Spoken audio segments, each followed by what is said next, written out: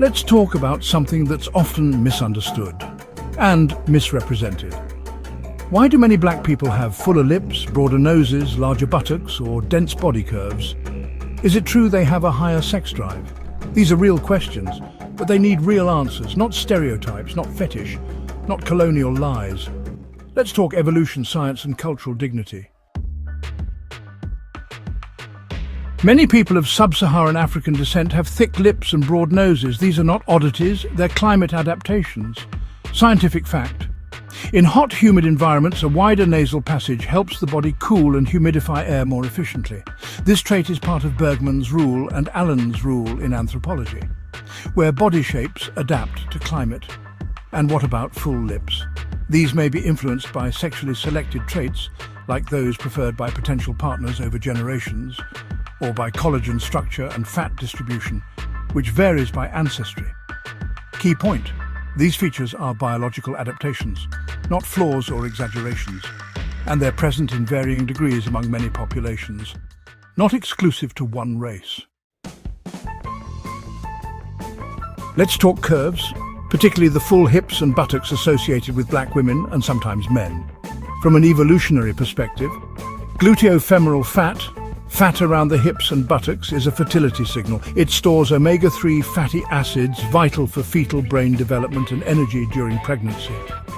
Moreover, women of African descent often carry genetic markers tied to fat distribution, such as the LPL or PLIN1 genes, influencing where fat is stored on the body.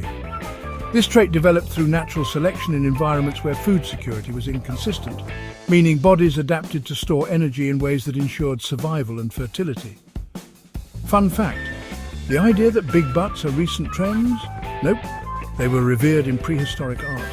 Think the Venus of Willendorf, and exist in African sculpture, poetry and dance for centuries.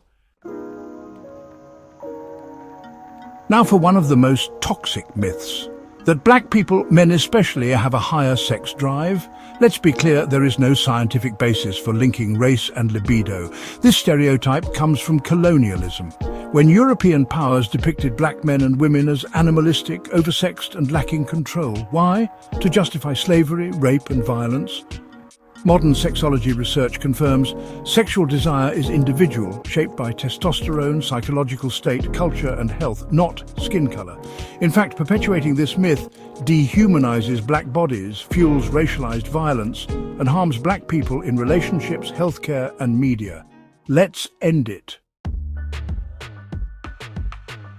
The truth is this: humans are 98.9% genetically identical. But we express that 1.1% in beautifully different ways, in nose shape, lip size, skin tone, hair texture, curves. All these traits evolved to help our ancestors survive in different environments. That's not shameful. It's biological poetry. So yes, many black people have thicker lips, broader noses, larger buttocks. Adaptation plus collagen variation, climate adaptation, energy storage, fertility signaling. But these traits don't mean anything about character, morality, or sexual behavior. They mean you come from a legacy that adapted, survived, and thrived. And that's worth celebrating, not stereotyping.